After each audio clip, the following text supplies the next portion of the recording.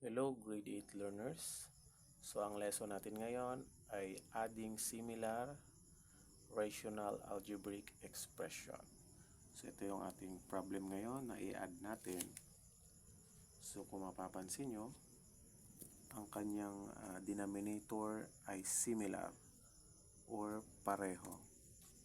So ang una natin gagawin dyan ay of course, since na pareho lang naman yung denominator, I just copy x squared minus 9 all over and kopyahin lang natin yung dalawang numerator.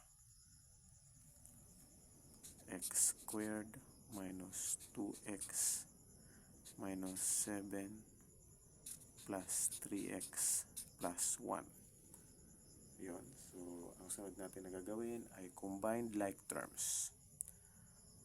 So, ang like terms dyan ay yung negative 2x, 3x, negative 7, 1. At yung x squared ay wala siyang like terms kasi nag-iisa lang siya na may exponent na 2. Okay, so pagsama na natin, combined like terms, negative 2x. So, ang kadikit dapat niya ay plus 3x. So, yung negative 7 and plus 1. And copy the denominator x squared minus 9. Okay. So, next. Perform the operation. So, x squared. So, negative 2x plus 3x equals plus x. So, di ba plus? Pero ang isa ay negative 2. So, kailangan natin itong i-minus. So, positive yung sagot kasi yung 3 ay mas malaki sa 2. At positive yung 3 kaya nasunod yung positive sign. Dito naman, negative 7 plus 1. So, i-minus din natin yan kasi ang isa ay negative. So, since na mas malaki yung 7 na may negative sign, so, lagay tayo ng negative. So, negative 7 plus 1 is 6. All over x squared minus 9. Okay, so kailangan na nating i-factor out. So, we have trinomial. So, kapag ganito yung situation, walang number dito. So, meron yung 1 pero hindi na sinusulat. Kukunin lang natin yung factor ng negative 6.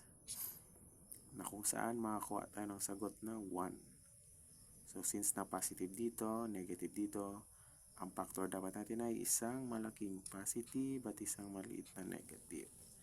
So, ang factor niyan is positive 3 and negative 2. So, check natin.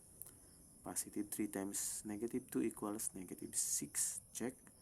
And 3 minus 2 equals 1. So, therefore, ang factor nito ay x plus 3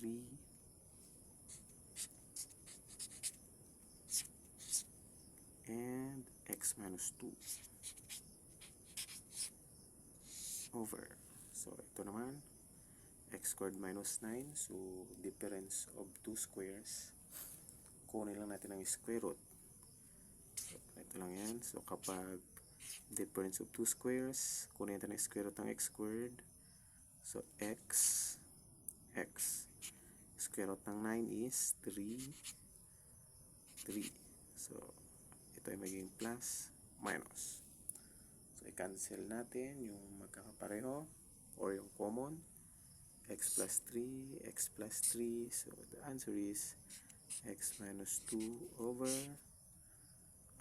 x minus 3.